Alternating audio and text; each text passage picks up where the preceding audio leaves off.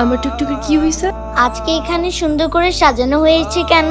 কারণ আজকে আমার টুকটুকির জন্মদিন। কিসের জন্মদিন? জন্মদিন হলে তোমার কেক আসতো, কেক কই? দাঁড়াও, আমি ফোন দিয়ে এক্ষুনি বকা দিয়ে দিচ্ছি।